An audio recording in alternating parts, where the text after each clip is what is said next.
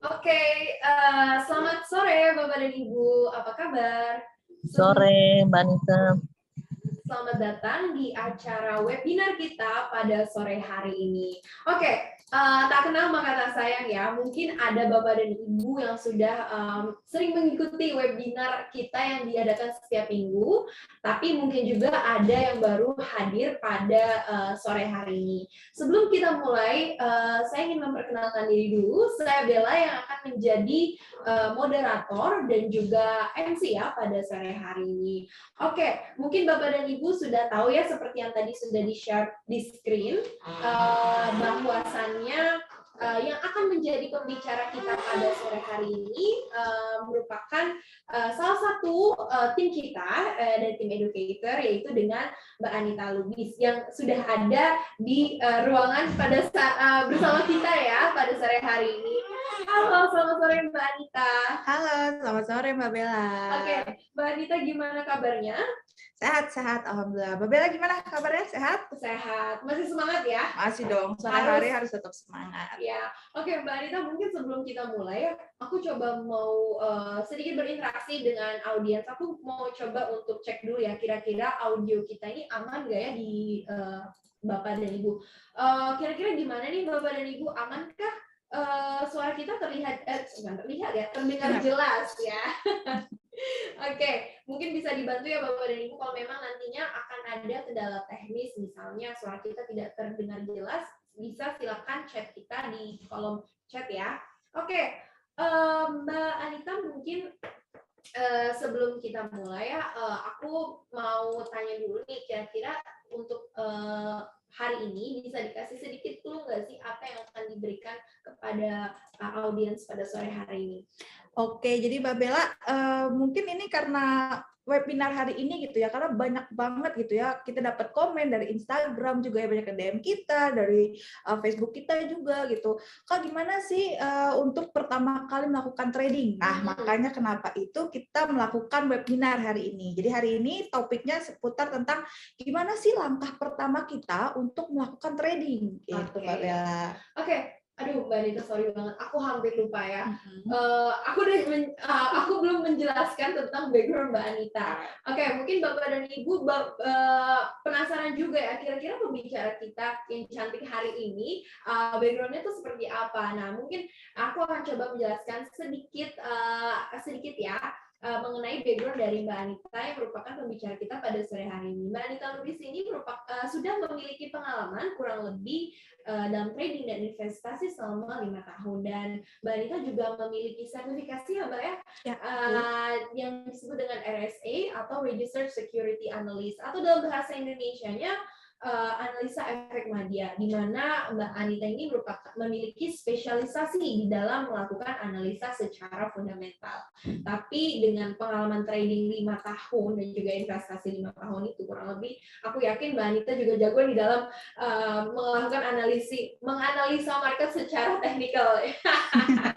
Kasih loh Mbak pujiannya. Oke. Dan saat ini Mbak Anita menjabat posisi sebagai market analyst dan juga edukator ya Mbak ya di J Education. Wow, walaupun masih muda tapi sudah banyak sekali pengalamannya ya, keren-keren banget.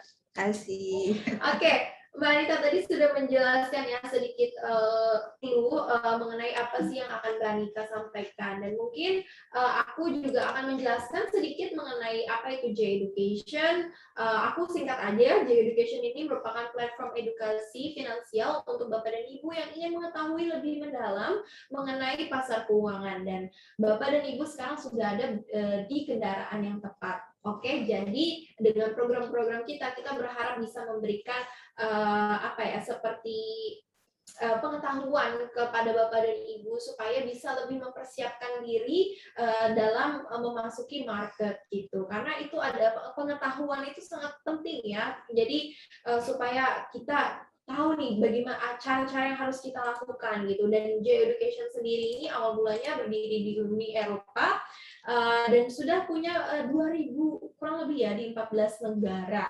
Oke, mungkin itu aja ya. Kalau misalnya Bapak dan Ibu mau tahu lebih lanjut mengenai J Education, silahkan datang saja ke Pacific Place di lantai 2. Oke, Mbak Anita sudah siap ya? Siap, Mbak Bella. Oke, baik kalau gitu aku persilahkan Mbak Anita untuk menyampaikan materi pada sore hari ini. Terima kasih. Oke, makasih banyak Mbak Bella yang udah ngasih informasi juga tentang GE Education dan udah ngasih tahu juga tentang background saya. Makasih ya Mbak Bella.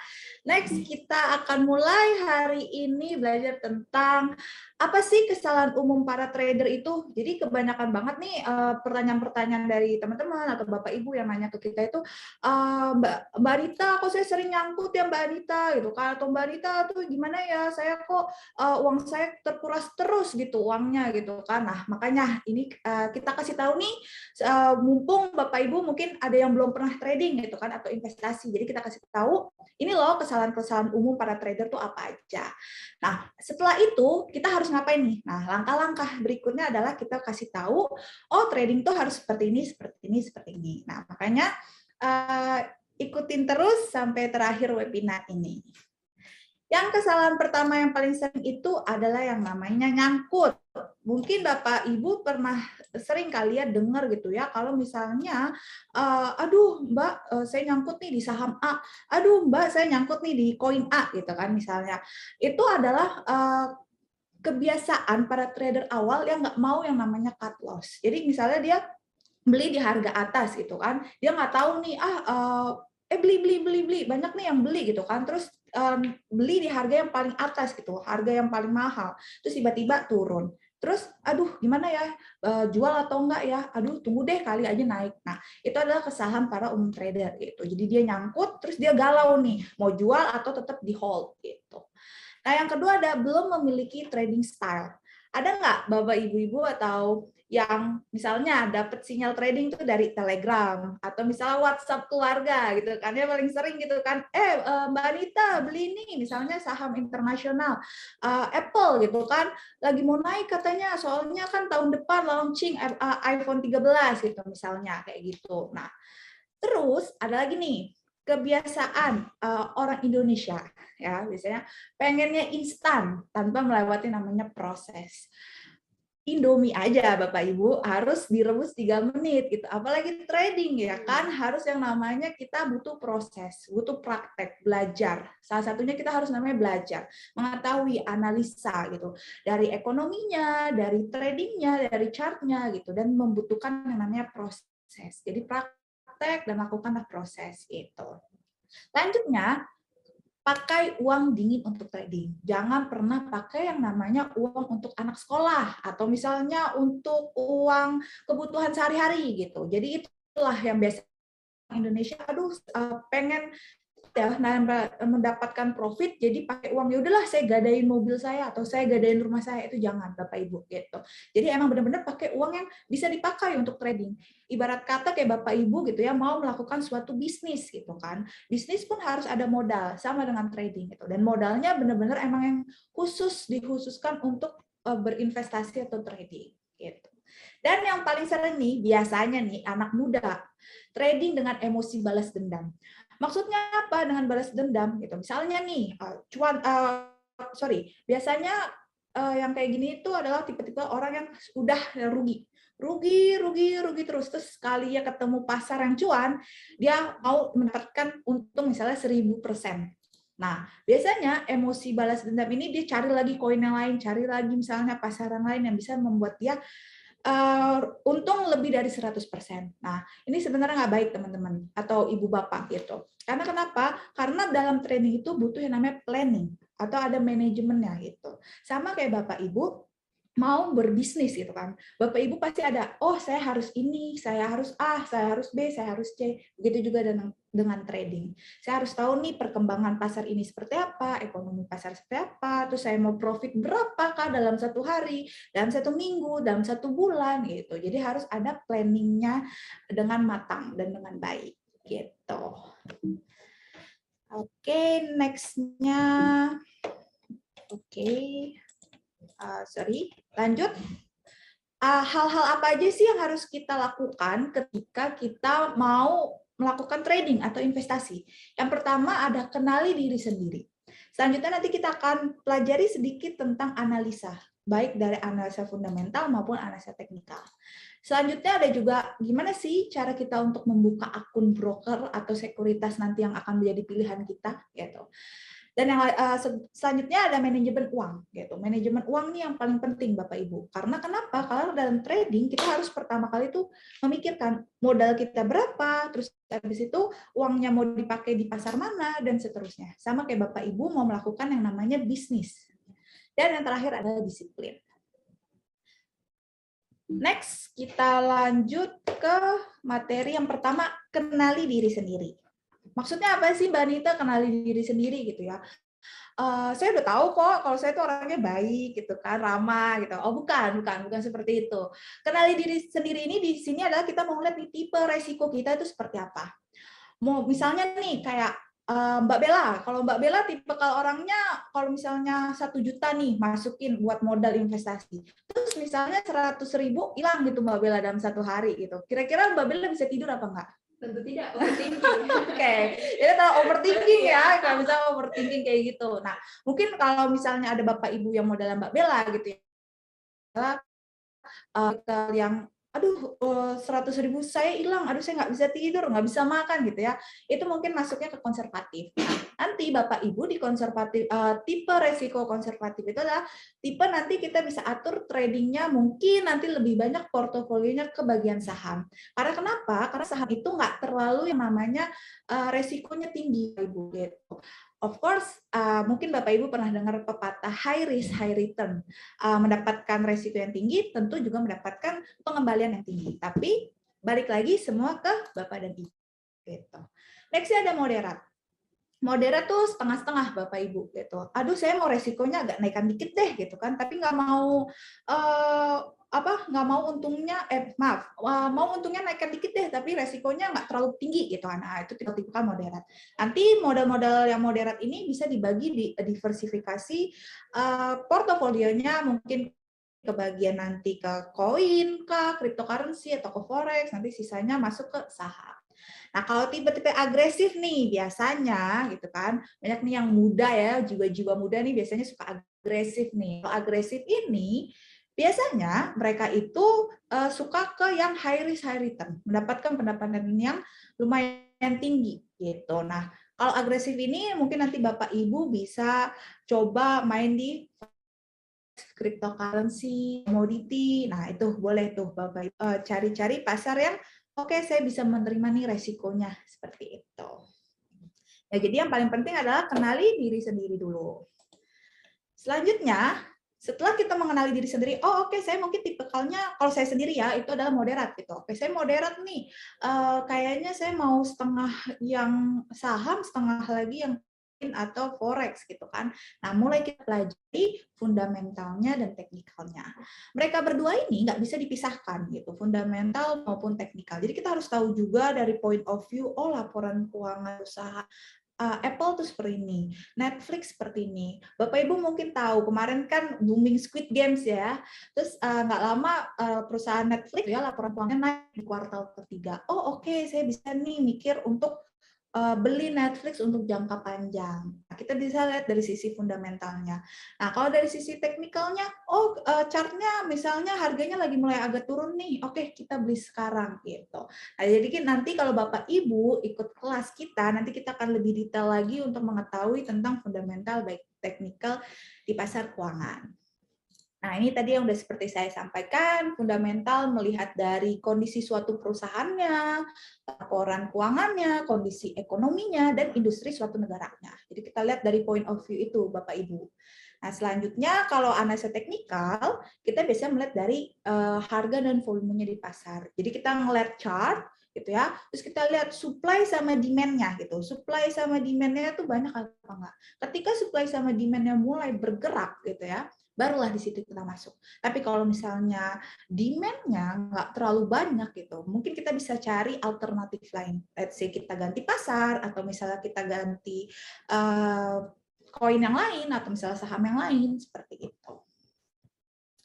Nah, ini ada sekilas pelajaran kita nih Bapak Ibu yang kita sampaikan kalau misalnya Bapak Ibu masuk kelas kita.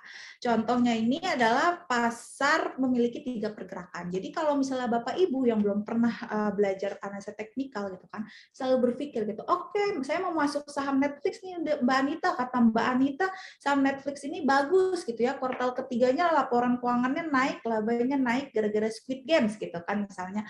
Tapi kok pas saya beli kok malah turun ya Mbak Anita jadi misalnya 10%. Ibu, Bapak, saham ataupun instrumen keuangan lainnya itu walaupun dia naik tetap ada yang namanya penurunan gitu. Jadi mungkin banyak orang yang nggak tahu gitu ya. Katanya mau naik terus. Iya memang naik tapi trennya pasti ada yang namanya penurunan. Jadi walaupun seperti ini Bapak Ibu. Kelihatan Bapak Ibu di layar gambar? Kelihatan ya?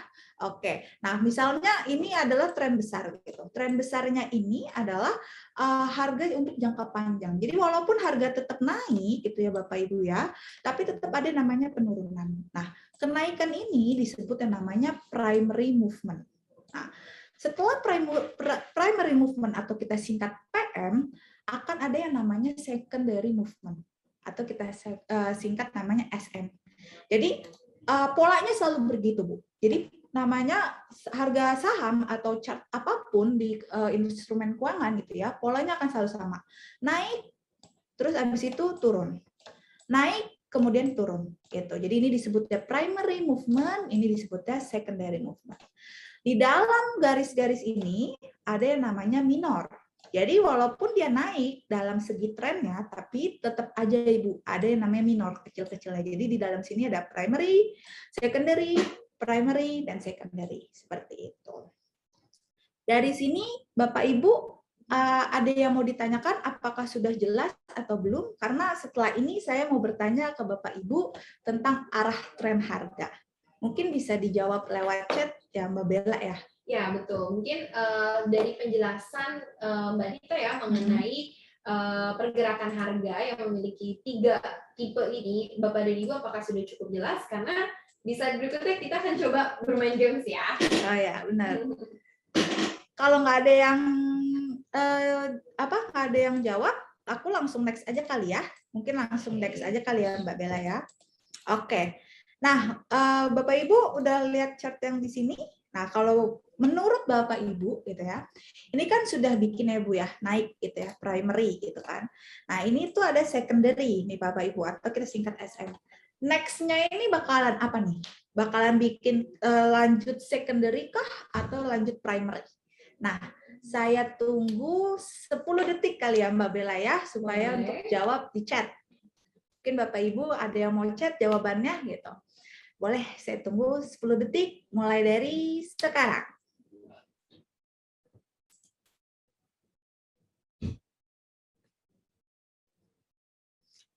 Mbak Dewi bilangnya naik. Lagi jawab. Oke, tren naik. Ini oke, Mbak Hera bilangnya naik. Mas Rama bilangnya naik. Oke. Ada yang bilang, Pak, ini Mbak atau Mas Pak ya? Pare, downtrend. Oke. Oke. Sekarang kita lihat jawabannya adalah naik. Jadi Bapak Ibu yang benar tadi selamat, saya doakan semoga ketika Bapak dan Ibu mulai trading, Bapak Ibu bisa cuan di pasar. Jadi kelihatannya mudah ya Pak ya, kita bisa melihat secara sekilas kalau misalnya ini tuh bakalan naik. Karena kenapa? Karena polanya tadi. Ketika ada primary, kenaikan di sini gitu kan. Terus ada secondary, setelah itu ada primary lagi. Jadi mungkin nanti Bapak Ibu next-nya bisa tahu, oh ini bakalan turun. Nah, ketika turun itulah Bapak Ibu, di sini adalah timingnya untuk kita beli. Nah, kalau ada nanti pertanyaan, Mbak, turunnya di harga berapa bisa saya beli? Nanti kita akan jawab di kelas kita berikutnya. Gitu. Next, membuka akun di broker pilihan. Nah, jadi Bapak Ibu sebelum Bapak Ibu misalnya nih Bapak Ibu udah belajar, oke saya analisa teknikal saya udah ngerti, terus analisa fundamental udah ngerti. Sekarang adalah timingnya, aduh saya mau trading di mana ya gitu. Nah, Bapak Ibu harus bisa memilih dengan bijak untuk membuka broker di mana, atau misalnya kalau di saham sekuritas mana gitu ya. Pertama Bapak Ibu harus tahu regulasinya seperti apa. Let's say Bapak Ibu investasi gitu ya atau mau trading gitu kan di broker Indonesia, harus ada lisensi dari Bapepti-nya. Kalau misalnya mau broker luar negeri harus ada internasional lisensinya gitu. Jadi tergantung dari Bapak Ibu pilihannya mau di mana gitu.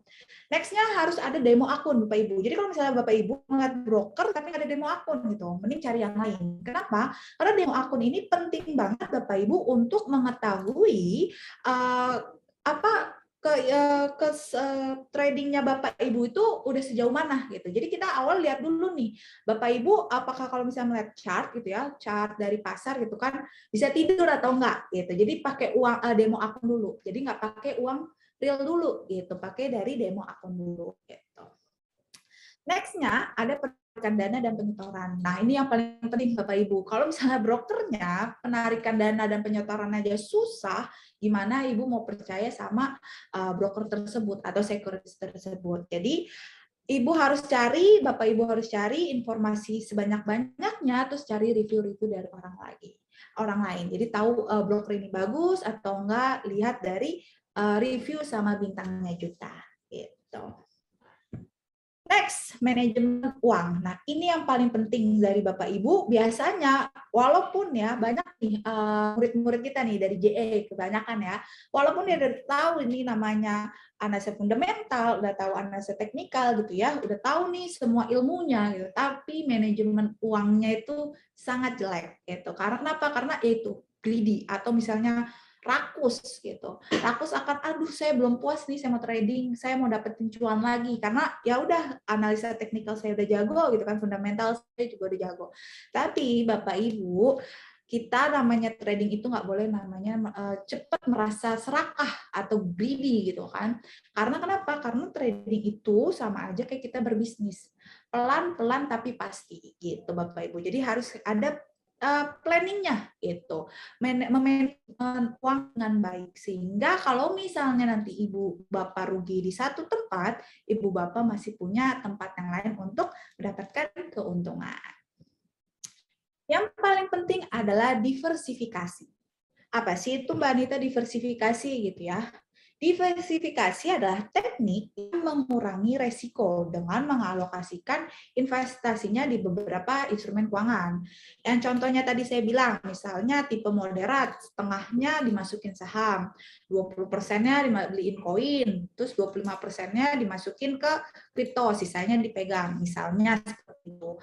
Tapi Mbak, saya kan konservatif, Mbak bagusan masuknya ke saham. Terus gimana saya untuk diversifikasinya gitu ya? Bisa Bu, tenang aja. Diversifikasinya misalnya Ibu maunya masuknya ke pasar saham aja, atau Bapak maunya ke pasar saham aja. Tapi tetap walaupun di pasar saham nggak boleh langsung beli dari 100% dari modal yang Bapak punya. Misalnya Bapak Ibu pengen satu emiten aja atau satu perusahaan aja, itu tidak boleh. Karena kenapa? Kalau bisa Bapak Ibu rugi, Bapak Ibu nggak ada cadangannya lagi yang lain gitu. Nah, ini contohnya seperti ini. Mungkin Bapak Ibu pernah dengar kali ya, jangan menaruh semua bola dalam satu keranjang. Jadi carilah market-market yang lain atau misalnya membagi atau mendistribusikan modalnya Bapak Ibu ke dalam beberapa portfolio. Bisa ke stock market nanti, mungkin forex atau cryptocurrency. Nah, berapa persen sih Mbak Anita yang cocok kalau misalkan saya tipe-tipe moderat atau konservatif? Sebenarnya nggak ada berapa persennya, itu kembali lagi ke Bapak dan Ibu. Karena Bapak Ibu yang mengelola uang Bapak Ibu sendiri, bukan saya yang mengelola itu kan. Nah, gimana caranya? Kita ada contoh nih Bapak Ibu. Misalnya Bapak Ibu tipe-tipe moderat gitu ya. Misalnya Ibu bisa masukin 25% di saham, 25% di kripto, 25% di komoditas, dan sisanya taruh di deposit atau di balance-nya Bapak Ibu. Jadi ini adalah sisa untuk menyelamatkan lah ya uang Bapak dan Ibu ketika untuk rekening atau investasi. Tapi apakah ini mutlak? Tidak. Balik lagi ke Bapak dan Ibu sendiri. Bisa aja pengen 50%-nya di kripto atau 50%-nya di komoditas atau di forex, itu balik lagi ke Bapak dan Ibu. Nah, walaupun yang tadi seperti saya bilang, Bapak dan Ibu pengen masuk di saham, tapi tetap aja Bapak Ibu, dari 50% yang Ibu berikan ke saham, itu ya, 50% itu tetap harus dibagikan ke beberapa perusahaan. Contohnya, misalnya Bapak Ibu 100% ke Apple, ke Nike, ke Starbucks, ya, ke Wizard juga, Amazon maupun Tesla. Jadi Bapak Ibu harus mendistribusikan portofolionya supaya balance. Misalnya Apple lagi jatuh itu kan, oh Tesla-nya naik, atau Amazon-nya lagi jatuh, Starbucks-nya lagi naik gitu. Nah, dan ini yang paling penting. Banyak orang yang selalu meninggalkan yang namanya cut loss, yang tadi yang saya bilang nyangkut. Kenapa merencanakan cut loss itu penting? Karena gini, Bu, kebanyakan orang ya udahlah Mbak Anita, saya simpen aja gitu ya, saya simpan, saya tunggu deh saya tunggu aja, misalnya saya tunggu setahun juga nggak apa-apa, yang penting nanti balik lagi uang saya. Enggak, Bapak Ibu harus memberanikan diri yang namanya cut loss. Karena kenapa? Kalau misalnya Bapak Ibu naruh uang nih, misalnya let's say kita di saham A gitu ya, terus nyangkut nih Bapak Ibu, harganya turun terus. Nah, mau balikinnya lagi sampai kapan? Kalau Bapak Ibu misalnya cut loss, misalnya Ibu cut loss nih hari ini, rugi 20%. Terus tiba-tiba Ibu pindah ke saham B atau Bapak pindah ke saham B. Nah, ternyata dalam 3 hari misalnya atau dalam seminggu Bapak Ibu bisa mendapatkan kenaikan 50%. Maka kan itu cepat banget ya Bapak Ibu, daripada Bapak sama Ibu nunggu di saham A yang masih ternyata turun terus gitu. Jadi itu mempercepat Bapak Ibu untuk mengembalikan modal Ibu dan mendapatkan profitnya. Nah, biasanya murid-murid kita itu banyak yang nanya, berapa sih Mbak cut loss-nya? Berapa persen sih yang harus kita lakukan untuk cut loss itu? Itu balik lagi ke Bapak dan Ibu. Kalau ada modelan agresif, dia biasanya menerima lebih besar loss-nya. Tapi kalau konservatif, biasanya around sekitar 5-10% gitu. Ini ada contoh ilustrasi kalau Bapak Ibu lihat gitu ya, misalnya Bapak Ibu gitu ya mau beli saham Apple gitu kan. Misalnya di harga 100 US dollar. Nah, 10%-nya misalnya turun gitu kan. 10%-nya turun adalah di harga 900. Nah, jika harga turun di 90, maka Bapak Ibu harus cut loss. Kenapa harus 10%? Biasanya kita akan memberikan ke murid kita itu adalah 10% untuk trading pertama. Karena kenapa? Kalau misalnya Bapak Ibu ya kan tadi turun menjadi 90 perak, 10% gitu ya, dan jadi harganya 990 US dollar gitu kan, maka ibu sama bapak itu harus menunggu sebesar 11% untuk balik ke modal bapak ibu. Kalau balik ke 10% itu masih 990 US dollar Bapak Ibu. Jadi Bapak Ibu harus nunggu selama 11%. Nah, kapan sampai 11%-nya Mbak Anita? Kita nggak ada yang tahu. Karena kita hanya bisa melihat pasar itu naik sama turun, tapi kita nggak tahu kapan naiknya, kapan turunnya. Gitu Bapak Ibu. Dan yang terakhir adalah disiplin. Nah, jadi Bapak Ibu itu ya harus namanya disiplin. Percuma Bapak Ibu kita udah belajar, kita udah ngasih edukasi gitu ya, kita udah melakukan segala hal, kita udah belajar research sana sini, mencari informasi gitu ya, tapi nggak praktek, terus nggak diulang-ulang terus, nggak belajar dari akun demo atau misalnya dan sebagainya, itu sama aja percuma. Jadi yang paling penting adalah disiplin. Karena ingat tadi Bapak Ibu, kita trading pun nggak instan gitu, tapi kita trading harus membutuhkan namanya proses. Segala sesuatu yang ada di dunia ini membutuhkan yang namanya proses. Emang berat sih Bapak Ibu gitu kan, yang namanya disiplin, tapi saya yakin kalau Bapak Ibu punya goals ya, melakukan sesuatu apa yang Bapak Ibu inginkan, saya yakin Bapak Ibu bisa menjalankannya dan mendapatkannya. Oke, Mbak Bella, sekian hari ini paparan dari saya. Mungkin saya balikan lagi ke Mbak Bella. Oke, baik. Terima kasih ya Mbak Anita. Penjelasannya sangat menarik dan komprehensif sekali ya. Oke, sekarang kita akan masuk ke sesi Q&A. Mungkin Bapak dan Ibu dari yang telah Mbak Anita sampaikan tadi ada pertanyaan, monggo silakan langsung aja ya kirimkan pertanyaannya di kolom chat kita. Dan sekali lagi ya, aku mau ingatkan nih, nggak pernah bosen untuk menginfokan nih Bapak dan Ibu, kalau misalnya mau datang ya silaturahmi ke kantor kita, silahkan gitu. Monggo, sangat welcome gitu. Mungkin mau konsultasi langsung dengan Mbak Anita secara langsung, silakan langsung aja datang ke Pacific Place lantai 2 ya, J Education, atau jangan lupa untuk selalu follow Instagram kita untuk mengetahui informasi terbaru mengenai pasar keuangan. Oke, selain itu juga aku coba ya cek dulu ya Mbak Anita apakah sudah ada pertanyaan. Oke, sembari menunggu lagi, aku juga mau ingatkan ya kepada Bapak dan Ibu, merimain kembali mengenai program kelas kita yang tadi Mbak Anita sudah jelaskan gitu ya. Kita dalam rangka membantu Bapak dan Ibu untuk memahami pasar keuangan lebih mendalam lagi, kita memiliki yang namanya paid class program. Oke, mungkin operator bisa dibantu mengenai paid class program selanjutnya. Oke, di paid class program ini atau royal class ini kita memiliki 3 tingkatan kelas. Oke, sekarang tim kita sedang mencoba ya. Kelas profesional di atas ya, dengan harga 6 juta, Bapak dan Ibu sudah bisa mendapatkan 10 pembelajaran, dan yang pastinya kita juga punya penawaran menarik lainnya, yaitu juga ada voucher MAP ya. Dan yang terakhir juga itu ada yang namanya professional, 2-in-1. 2-in-1 ini merupakan kombinasi antara pembelajaran yang ada di Ruki dan juga pembelajaran yang ada di kelas profesional. Jadi in total Bapak dan Ibu sudah bisa mendapatkan 2 pembelajaran di dalam kelas 2-in-1 itu dengan harga 7 juta. Nah, jadi hanya dengan beda 1 juta ya antara profesional dan dan 2-in-1 ini, Bapak dan Ibu di kelas 2-in-1 sudah bisa dapat 20 materi gitu. Sedangkan kalau misalnya Bapak Ibu awalnya ikut di kelas Ruki tapi pengen naik lagi nih, lanjut lagi misalnya di kelas profesional, otomatis harus upgrade 6 juta gitu. Jadi kan in total ada 9 juta yang Bapak dan Ibu harus keluarkan. Maka dari itu kita memberikan paket 2-in-1 gitu.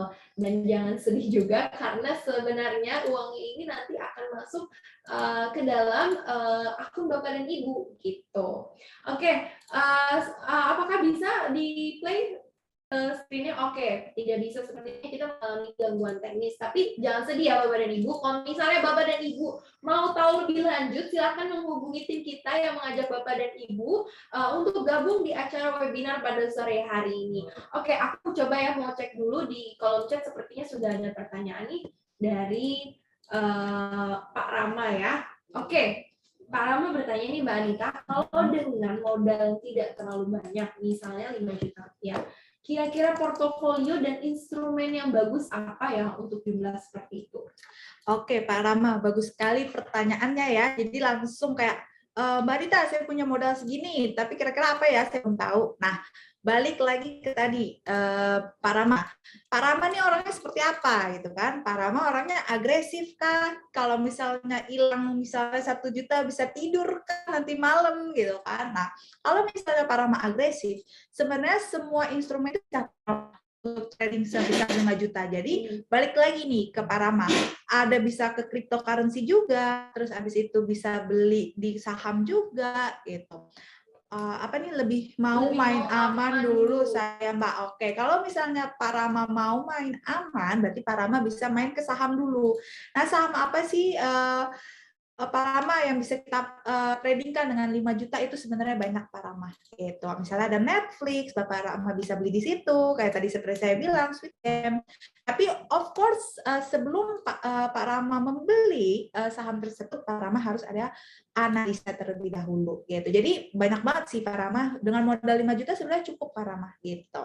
Tapi of course, balik lagi Pak Rama, modal yang besar bisa menghasilkan return yang besar. Tapi ingat gitu kan, kita kan 5 juta kalau misalnya Pak Rama mau main aman, jangan terlalu kan untuk return yang tinggi karena modalnya aja kurang lebih segitu 5 juta gitu Kak Rama. Jadi ya itu mindset dari trading, kita bisa cuan tinggi tapi lihat dari modalnya dulu. Kalau ada pengalaman orang saya bisa apa saham bisa mendapatkan 1 miliar gitu kan gainnya gitu, lihat dari modalnya dulu dia berapa, ratusan juta kah, puluhan juta. Terus yang kedua waktunya, biasanya orang yang kayak gitu waktunya udah jam terbangnya udah panjang gitu, jadi namanya instan gitu. Gimana Pak Rama, sudah kejawab pertanyaan? Mungkin yang lain ada yang ingin bertanya lagi seputar tentang trading? Terima kasih. Oke, Oke. terima kasih Sama-sama Pak Rama. Oke, jadi intinya adalah kalau misalnya ditanya, itu balik lagi ya Mbak Anita, apakah kita ini pemula, apakah kita ini sudah punya sedikit pengalaman gitu ya. Dan kadang kan orang suka bingung ya Mbak Anita, misalnya, aduh aku pengen beli saham, tapi saham yang mana? Ini biasanya ini untuk pemula ya. Kalau ada orang bilang, kita bisa mulai dari apa yang kita suka dulu. Betul. Ya? Misal kayak Mbak Anita suka ngopi. Ya, suka banget, Kak. Iya, atau suka makan McDonald. Terus Ya, kita suka. juga bisa start dari situ ya. Misalnya kayak tadi suka nonton Netflix. Oh, berarti kita bisa mulai dengan membeli saham dari produk yang kita pakai sehari-hari, iPhone gitu misalnya. Betul, betul sekali Mbak Bella. Jadi emang kita cari tahu dulu nih, atau enggak apa yang kita suka. Misalnya tadi kita suka nonton Netflix, kayak saya pikir Netflix ya bagus nih, apalagi bentar lagi liburan, pasti banyak nih film-film bagus. Nah, kita bisa beli sahamnya. Jadi kalau misalnya Bapak Ibu bingung milih trading atau investasi atau pasar keuangan mana, itu lihat dari diri sendiri dulu gitu Bapak Ibu. Kayaknya nih ya trading atau investasi itu kayak mencari pasangan gitu kan. Kita mau pasangan yang ideal, tapi kita harus tahu dulu nih idealnya kita tuh seperti apa gitu. Kita pengennya cowoknya tuh yang misalnya kalau yang perempuan gitu ya, yang tinggi atau enggak yang pintar. Tapi kita harus tahu dulu kita mampu nggak ya dapat yang tinggi gitu kan, atau yang pintar gitu kan. Kita harus menyamai levelnya gitu kan ya, Mbak Bella gitu kan. Kalau bisa dapatkan seorang pasangan gitu kan. Oke ya. Sebenarnya agak sedikit curhat ya. Ya. Oke, mungkin Bapak dan Ibu masih ada pertanyaan lagi ya, silahkan, kita masih punya waktu yang lumayan cukup ya untuk pertanyaan selanjutnya. Oke, Mbak Anita, mungkin ini ada sedikit yang pengen aku tanya sama Mbak Anita dari penjelasan yang tadi Mbak Anita sudah sampaikan mengenai cut loss, dan aku merasa tertarik banget ya. Sebenarnya bisa nggak dikatakan bahwa cut loss itu sama aja seperti kita mengakui, oh kita nih kalah di dalam trading itu, seperti itu nggak sih? Oke, sebenarnya nggak kalah sih Mbak, cuman kayak kita nggak tahu keadaan pasar itu seperti apa gitu kan. Kita tuh nggak tahu pasar itu bisa ada aja sentimen positif tiba-tiba. Let's say kalau di kripto kan kita punya bukan panutan sih, kayak ada penggeraknya lah. Contohnya Elon Musk. Kita nggak tahu nih sebenarnya Elon Musk mau ngomong apa dan jam apa. Tapi sebenarnya teman-teman, kalau kalian nanti belajar, Bapak Ibu gitu ya, belajar analisa trading itu bisa kelihatan dari polanya gitu. Tapi walaupun ada yang namanya anomali pasar atau apa, itu emang kadang kita nggak bisa menentukan pasar itu seperti apa gitu. Kita hanya bisa prediksi, tapi ketika ada anomali atau misalnya selling besar-besaran, itu kita nggak bisa. Tapi dengan cara apa ya? Lebih baik kita cut loss. Tapi sebenarnya menurut saya itu nggak termasuk yang namanya kalah gitu Mbak Bella. Oke. Ya, jadi itu sebenarnya bukan kalah ya, itu lebih bisa juga itu sesuatu hal sebenarnya ada di mempengaruhi psikologis kita ya di dalam melakukan tradingnya. Gitu. Karena kan kita nggak tahu, kita hanya cuma memprediksi gitu kan. Kita menganalisa, oh ini bakalan naik karena chart atau pasar itu selalu berulang, Mbak Bella. Gitu. Kenapa kita trading tuh kita bisa tahu dia bakalan naik atau turun? Karena itu semua berulang. Gitu. Jadi kalau nanti Bapak Ibu belajar lebih dalam, gitu ya, analisa teknikal itu adalah analisa yang kalau nanti salah satu kita belajar adalah history repeat itself. Dia tuh selalu berulang, sejarah selalu berulang. Makanya kita bisa tahu nih, oh ini dia naik, oh ini bakalan turun. Jadi bukan kita cenayang gitu ya, cenayang oh ini bakal naik gitu kan, dari mana taunya? Ya feeling aja gitu. Oh enggak, gitu dari mimpi gitu. Enggak, itu semua enggak. Kita emang tahu, kita lihat dari chartnya, kita lihat oh dari historinya seperti apa, dari prospek bisnisnya seperti apa, itu dari situ semua. Tapi let's say kalau misalnya emang tiba-tiba prediksi kita, Pak, analisa kita salah, itu bukan artinya kita kalah. Karena kita nggak tahu pasar itu seperti apa. Kayak bisnis aja gitu loh, Mbak Bella, gitu kan. Walaupun kita taruh di tempat yang ramai, kan kita belum tentu tahu banyak yang datang apa nggak customer-nya. Gitu. Oke, ya menarik sekali ya. Oke, sekali lagi aku mau ingat pada Bapak dan Ibu, kalau misalnya ada pertanyaan dari yang kita sampaikan, monggo langsung aja chat di kolom chat kita ya. Oke, ini ada pertanyaan yang datangnya langsung nih personal chat ke aku ya Mbak Rita. Bisa nggak sih sebentar tips disiplin dalam melakukan trading ya? Ini sih yang tadi kan Mbak Anita cuma kasih satu big picture saja tentang disiplin, karena aku rasa kenapa cuma satu aja, karena mungkin itu adalah sesuatu hal yang sulit untuk satu hal yang mungkin banyak sekali materinya gitu. Dan mungkin menurut Mbak Anita gimana sih kita bisa disiplin dalam melakukan trading gitu? Oke, kalau untuk disiplin ya Mbak Bella, mungkin balik lagi ke individualnya. Kalau saya sendiri gitu ya, trading itu untuk ada goals-nya. Goals-nya itu apa? Misalnya dari trading itu saya pengen beli skincare, ya kan? Skincare kita kan perempuan agak mahal gitu ya Mbak Bella ya. Jadi saya mau trading, gimana biar saya supaya misalnya gaji saya nggak terlalu cukup gitu kan. Nah, terus saya bisa menambahkan gaji saya gitu ya, biar muka saya glowing gitu ya dengan trading gitu. Jadi saya ada niat atau ada goals gitu. Mungkin dari bapak atau ibu misalnya yang masih single gitu kan, saya mau nikah gitu kan, tapi uang cukup. Nah, itu dari goals gitu, bisa berusaha gitu. Jadi dari situ punya mimpi gitu kan, mau umroh misalnya, atau misalnya mau jalan-jalan ke luar negeri gitu kan, atau misalnya mau beli rumah. Jadi bikin dulu goalsnya mau apa. Nanti dari situ pasti ada rasa oke, saya pengen melakukan sesuatu yang lebih. Nah, dari situ mulailah terbiasa. Kayak Mbak Bella aja bangun pagi, saya takut telat ke kantor. Kita juga kayak takut nih nggak punya uang lebih gitu. Jadi ada rasa-rasa pengen punya mimpi atau punya pencapaian untuk bisa mendapatkan sesuatu itu. Oke, baik. Terima kasih. Jadi intinya adalah kita harus set up goals dulu ya. Selain dari tadi ada yang namanya money management dan juga diversifikasi seperti itu. Betul. Oke, lanjut ya. Ini ada pertanyaan dari Pak Yuwono. Bisakah saham IPO menguntungkan atau IPO menguntungkan atau malah kehilangan rugi? Bagaimana cara tahu saham tersebut? Oke, pertanyaan bagus untuk Pak Yuwono ya. Gimana sih Pak saham IPO gitu menguntungkan atau malah kehilangan atau rugi gitu ya? Jadi gini Pak Yuwono, kita harus tahu dulu prospek dari perusahaan tersebut. Kalau misalnya prospek perusahaan tersebut gitu itu bagus gitu ya, atau misalnya saya tahu nih prospek ke depannya bagus, terus laporan keuangannya bagus, nah Pak Yuwono bisa beli.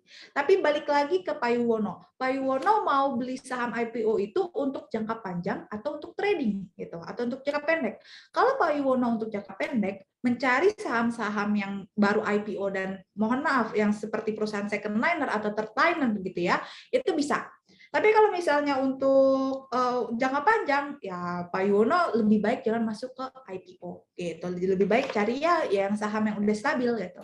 Mungkin ke saham-saham blue chip atau misalnya saham-saham ya yang udah emang stabil kenaikannya gitu. Tapi kalau misalnya Pak Yuwono mau IPO, saran saya untuk dijadikan trading. Jadi lihat dulu prospek kinerjanya seperti apa dan laporan keuangannya seperti apa gitu. Oke, jadi dari yang Mbak Anita jelaskan itu balik lagi ya ke niat kita. Apakah kita akan melakukan trading atau investasi di dalam saham IPO itu ya? Betul. Oke, bagaimana Pak Yuwono? Apakah cukup jelas dari yang Mbak Anita sudah sampaikan mengenai pertanyaan? Oke, baik, sudah jelas. Thank you Pak Yuwono untuk penjelasannya. Oke, kita punya satu pertanyaan lagi dari Ibu Hera ya. Mau tanya, apakah di pasar saham ada musim-musimnya mengalami penaikan dan penurunan seperti window dressing? Dan apakah di forex juga ada musim-musimnya? Oke, silakan Mbak Anita. Oke, jadi kalau misalnya mungkin Bu Hera udah pernah trading atau investasi kali ya di saham ya. Karena Desember ini kita kan ada window dressing. Jadi beberapa saham kalau kita masuk sekarang untuk jangka panjang lumayan nih ya untuk menguntungkan di bulan Desember. Tapi kalau untuk di forex, Bapak Ibu tetap harus melihat dari segi ekonominya gitu. Jadi kita untuk musiman itu sepertinya nggak ada, Bapak. Kita lebih lihat dari kondisi ekonominya. Mungkin yang musiman itu lebih ke misalnya ada rapat sesuatu gitu kan yang mempengaruhi inflasi, misalnya ada unemployment rate gitu, nanti kita lihat kalender ekonominya. Oh, setiap sebulan sekali keluarlah ada unemployment rate gitu, jadi Bapak Ibu bisa lihat dari kalender situ, oh itu pasti mempengaruhi dolar Amerika. Nah dari situ kita bisa lihat, oh oke, mungkin kalau dia hasilnya tinggi boleh nih kita tradingkan, tapi kalau misalnya kalau hasilnya rendah boleh kita tradingkan, tapi kalau misalnya hasilnya tinggi, oke kita mending cari mata uang lainnya, gitu Bapak Ibu. Oke, jadi intinya adalah kalau misalnya di forex itu karena volatilitasnya itu tinggi ya, betul tidak Mbak? Betul. Jadi tidak ada musim kayak mungkin window dressing, jadi dia sangat-sangat dinamis ya. Ya, karena mengikuti kondisi ekonomi dari suatu negara tersebut. Jadi kita harus bukan temenin ya, kita harus update lah sama negara tersebut gitu. Jadi cari tahu kalender ekonominya siapa, lagi mau apa nih, misalnya Amerika lagi mau impor apa atau ekspor apa, karena itu mempengaruhi dari mata uang tersebut. Oke, baik. Bagaimana Ibu Hera? Semoga terjawab ya dari tadi penjelasannya dari pertanyaan Bu Hera.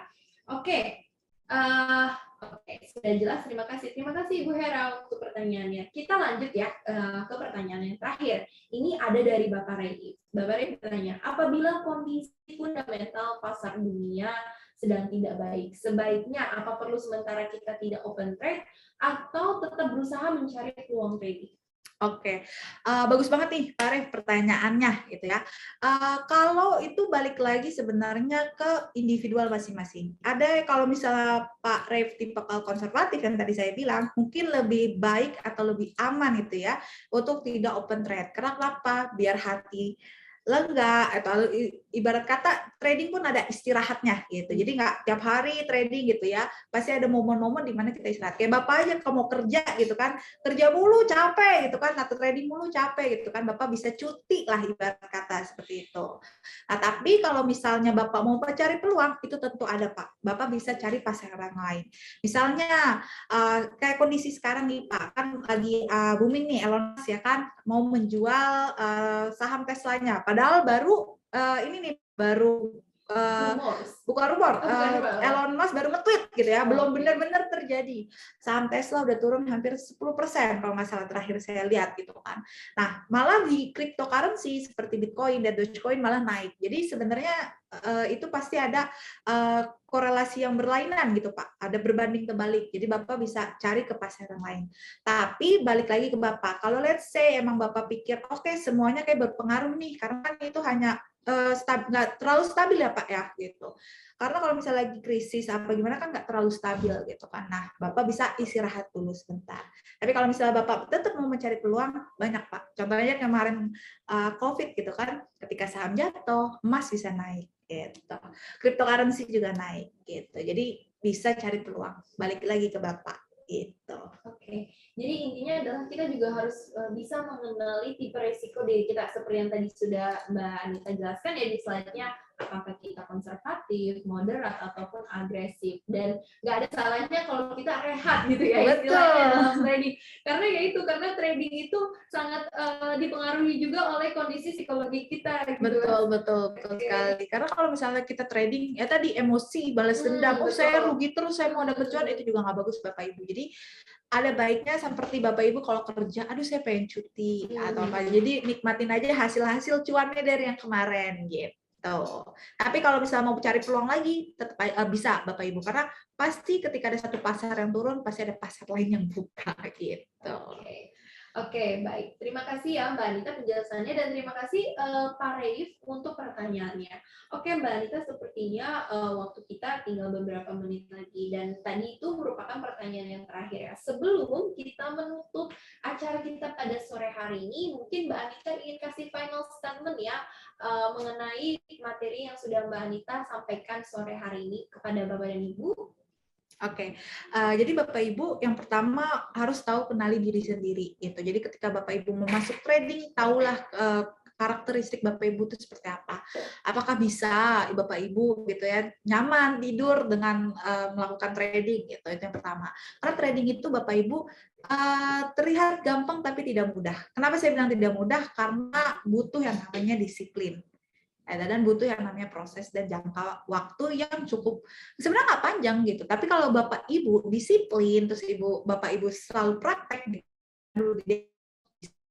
mempercepat Bapak Ibu untuk menjadi profesional di bidang trading ataupun investasi. Gitu.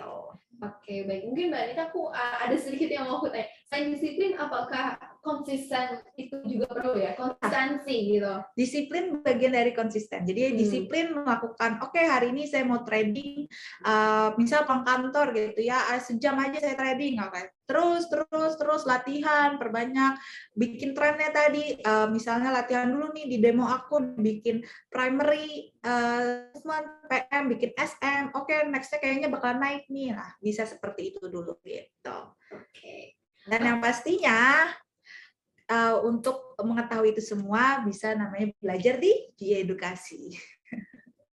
Oke, jadi tadi disiplin, terus manajemen, diversifikasi, sampai ada modal ya. Ada modal. Tapi jangan modal minjem ke tetangga ya Mbak Bella. Ya udah, apalagi pinjaman online. Iya, waduh jangan. Oke, saya rasa cukup itu aja. Mungkin Mbak Rita ada lagi yang mau disampaikan? Dari saya cukup. Cukup ya. Oke, baik.